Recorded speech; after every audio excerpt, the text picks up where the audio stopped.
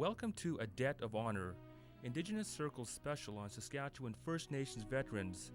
On our previous program, we told you about 9 First Nations veterans returning to Holland for a special and probably final reunion. They talked about signing up to serve in World War II, and we saw through their eyes the horrific sights of battle. We also learned about their constant struggle just to stay alive. Part 1 of A Debt of Honor ended with the veterans discussing the final days of World War II. When Indigenous Circle returns, we'll see how Canadian First Nations veterans' struggles didn't end with the end of the war.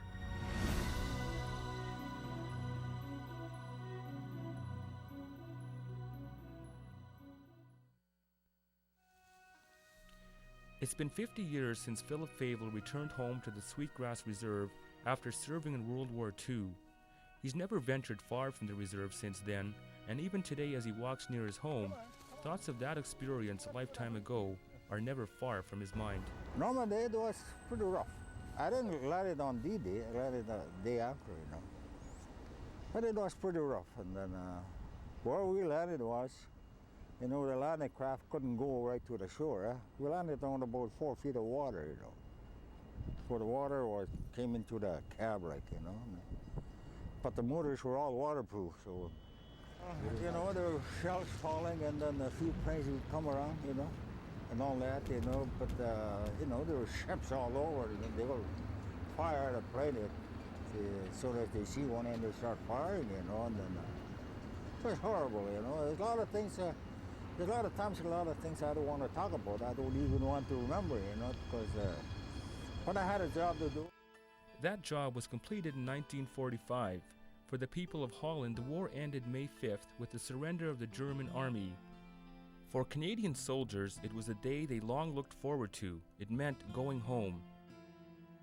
Henry Beaudry of Sweetgrass survived the German POW camp, yet going home proved bittersweet. There was nobody to come and meet me because I was married when I was across. When I came back, I didn't know nothing. My wife had another man, I guess, and there was nobody. I was sorry that I come back. I should have stayed, but you know, things happen. Well, of course, I didn't blame my wife. She was too young when I left her. Yeah, we had one kid. We had one girl, you know. And when I was in training in England, I got a message that my daughter died. From there on, I didn't care if I ever come back.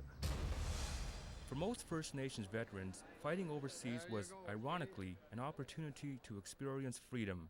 Prior to the war, many had been institutionalized in residential schools. It was quite a change in life to get back on the reserve and change of life again from being free and being able to do things. To us, we were free because, you know, when you were in a residential school, you weren't free. Then you went in the army, and it was easier being in the army than it was in residential school. And it really was.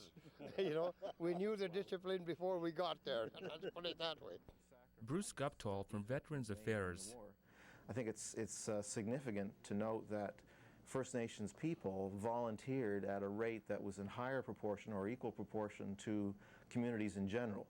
So First Nations veterans did their part. They made a big sacrifice on the part of all Canadians, and we really appreciate that sacrifice. While fighting in Europe, our First Nations veterans were soldiers just like everyone else. However, when they returned to Canada, they were once again just Indians. When we got back, to us, we thought our life would be better, for the simple reason that the people from off the reserve were getting support and all kinds of support. Then when some of us went to get that support from Veterans Affairs, they said no. And some of the people said, why? Because there's Indian Affairs, you have to go to them to get what you need. But there again, it wasn't the same amount. So we were back to square one. It hadn't changed from the time we left, and come back 5 years later, and being across the world, we were Indians and nothing else again. In the army you weren't. You were a soldier You were the same as anybody else. You weren't treated any different. You were never called an Indian. They never discriminated against us. As long as you were in the war and in the army, you were fine. We were never discriminated against. The minute we got out of the army, back into civilian life, that was the end of it. James Dempsey of the University of Alberta at Edmonton specializes in Native issues, especially those related to First Nations veterans. So you have these vets coming back after experiencing, if you will, virtual freedom in the army over in Europe, in England, and coming back and take off the uniform, and it's as if nothing has changed. They're right back under the same rules, and very difficult to understand. Yesterday I was able to do this, and this, vote, other things, and now today it's right back to what it was before. And I think for them, obviously they saw it as what it was, a step backwards. That step backward is linked to the Indian Act. The Act is a Canadian government legislation introduced to ensure that all Indian people were allowed equal rights. But policies in the Act contain strict rules, ones which the government's Indian agents regulated fiercely, some say with a vengeance. For many Native groups in their language, the Indian agents literally translated into white chief. And that's how many of them were seen, as the one that called the shots. The band funds were controlled by the Indian agent right down to the individual who had to get permission from the Indian agent to sell anything off the reserve. So whether we're talking about cattle, farm products, property, any of this that was to be sold to a non-band member, if you will, they had to get permission from the Indian agent. So as I say, virtual control. Yes, the Indian agent made the decisions, and the farm instructor carried them out. And most of the reserves had a farm instructor who done the actual operation of it. You couldn't sell nothing unless you got a permit, and you couldn't sell anything in any time other than in September. Any animals, if you had animals to sell, you couldn't sell them. You had to keep them till then. So in the spring, if you had one that you'd kept to do something with, to sell and get some wheat and work, you couldn't. They wouldn't allow you to sell it. We're wards of the government, first and foremost, and we still are. So they had control of everything. And for them to keep control, they had to keep us on the reserve. As long as you went off the reserve and got off, they had no control. Canadian veterans returning from the war had several options and benefits available to them. Most veterans received over $6,000 to help them begin a new life. Many veterans also received one section of farmland, and many more were given the chance to pursue an education in any field they chose. The Department of Veteran Affairs oversaw the allocation of benefits. The options that were available to the veterans when they returned back to the war, they were part of a act that was under the responsibility of Veterans Affairs. Mm-hmm. The Indian Act was not an act that included any reference to veterans returning from the war. That was a Veterans Affairs Act, mm-hmm. not a Department of Indian Affairs regulation. The uncertainty between Indian Affairs and Veteran Affairs had a chilling effect on benefits. Many First Nations veterans received less than what was promised. Some received nothing at all. Other people were getting 6,000. Us Indians were getting 2,300. But a lot of Indian soldiers didn't get that. If a Canadian veteran wanted to pursue an education, Veteran Affairs counseled the vets in career choices. Or in the case of First Nations veterans who return on reserve to live, they were counseled by the Indian agents. For example, experienced veterans in farming were then encouraged to take the farming options. And in the case of First Nations veterans, they had a lot of experience in farming or fishing. So they were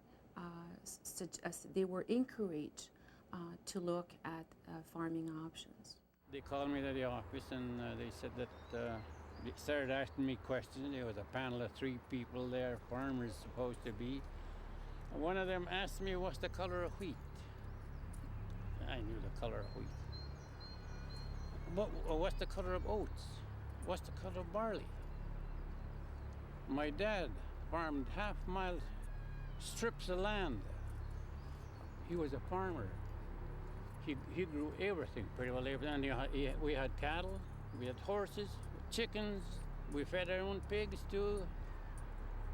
And for him to come out and ask me a question like that is stupid, isn't it? We tried to get something.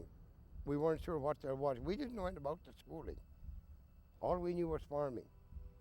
And if you didn't farm on the reserve, you got no money. All First Nations veterans agree on one thing. Following the war, they expected a better life in Canada. So what's the saying, how can you expect them to go back to the farm when they've seen Paris? Well, I think this was also true with many of the Indians, is that they did see how different parts of the world lived, and I think realized that their lifestyle on the reserves was subpar, and that they had done what any of other Canadians had done, and I think they wanted the recognition for that. The lack of recognition continues to this day. Coming up after the break, we'll rejoin the veterans in Holland, and later in the show, we'll look at the few surviving veterans who are still struggling to gain equal treatment from the Canadian government.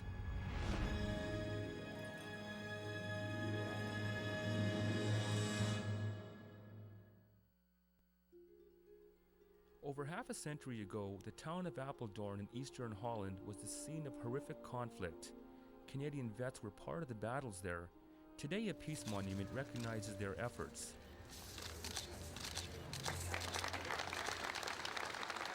Apeldoorn was the site of many celebrations during the veterans' visit to Holland. Over 300,000 people turned out for what was the largest parade anywhere to honor the veterans. For the First Nations veterans, the experience was at times overwhelming. Oh, they're very thankful. I guess the people that liberated this country. Yeah, it's a really nice country. The people are good and everybody talks to you. I didn't even know everybody talk English in here. It's a very beautiful country. A lot of traffic and people walking all over the place. You didn't see that in 1945. Today, the average age of World War II veterans is 80 years old. The First Nations veterans left the war a long time ago, and they've struggled ever since, but one thing remains constant with them. That is their pride of accomplishment and a sense of humor, and it goes back to the pre-war years. We'd never driven a vehicle, never sat in a vehicle or nothing. So we learned how to drive vehicles. And they taught us very well, really. They taught us really well how to drive a vehicle. You didn't run over any instructors, did you? I did run over one guy, yeah. I hit him once, yeah. That's all they needed. He put the truck in gear, then I turned the key and knocked him over. Because he'd driven before. He knew how to put it in gear and take it out of gear, but he never took it out of gear. I didn't know a clutch from the man in the moon. The idea of going to war, of gaining status, of recognition, and being recognized by the community was strong, I think, with all Native cultures. And here was an opportunity, both in World War I, II, and the Korean War, to achieve that kind of status. Recognition does come from Native communities in Canada. Every Remembrance Day, services honoring all veterans are held on reserves. Vets like Philip Favel feel it's not all that hard to understand why the Canadian government treats them one way, the Dutch another. Well, the people here, they went through a destruction of war. Whereas they could be killed in anything. In our country, we don't have that. So the only way for them to learn is to hear people talk about it, talk about their experience, so they will get to understand. A lot of us back home, we don't understand what men had to go through the war, because they never seen it. They were not involved in it. But the people here were involved in the war, and they understand. They know what war is like. In our country, we don't know what's war. People don't understand what is war. Holland, which sits next to its one-time oppressor Germany, has managed to put the atrocity of war behind it. The dike we are standing on symbolizes the ingenuity of the Dutch people. After the war, they were able to get on with the business of rebuilding their country, not only the infrastructure, but also the business and technology, with companies like Shell Oil and Philips Electronics. Holland has a unique way of mixing past and present. As you travel the country, one cannot help notice the unique setting. Whether it's in the country or the city, yesterday blends with today in a manner in which none is forgotten. An interesting contradiction with the status of Canada's First Nations veterans. And I hope eventually the First Nations people will be in that position, and that we can be free and happy as the Holland people are. I done my part and they done their part as veterans. I'm not saying just because I'm an Indian, I'm different. Maybe in color and the nationality is different. But being a war veteran is just one item, eh? The whites are veterans and I'm a veteran, they're veterans. We should be treated the same way as anybody else, but we didn't. What exactly was the injustice? That's one of the biggest questions facing both First Nations veterans and the federal government. Indigenous Circle will examine that question and tell you exactly what the status is on their request for compensation.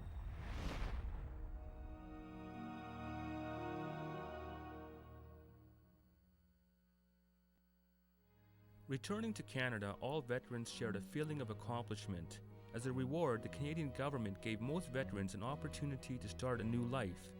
It was called the Demobilization Program. Some were given land, others cash, and some had the chance to pursue an education in any field they chose. Yeah, about 10 years after the war, I found out I could go to school to educate myself, give myself further education. But they never told me about it. Before I tried to buy some land off the reserve in Saskatchewan, but the Indian Department wouldn't allow me to do it, because already there was land, but that land belonged to the people. And so I didn't get what the benefits I was supposed to get, I didn't get them. I got some, but not too much. $2,320. I don't know where the rest went. Grand Chief Howard Anderson is leading the veterans toward a settlement. In September of 1998, the federal government took a new approach to the vets' concerns. There's a new initiative that's been launched which will help First Nations veterans investigate what exactly happened to them after the war and go through these demobilization benefits in quite a bit of detail so that everyone understands exactly how the options worked and what kinds of benefits were there. My sense is that we're really working on this together now. We've got 3 federal government departments. We've got the Assembly of First Nations and First Nations Veterans associations involved in this, and we're working jointly with them. At present, they just want to pay the spouses and the veterans, and we're not satisfied with that. We figure the kids went without, our families went without. We've never had that much to eat on the reserve. And you know, our people went without too long. And something should be done, and done soon. I'm hoping it'll benefit me too as anybody else, you know.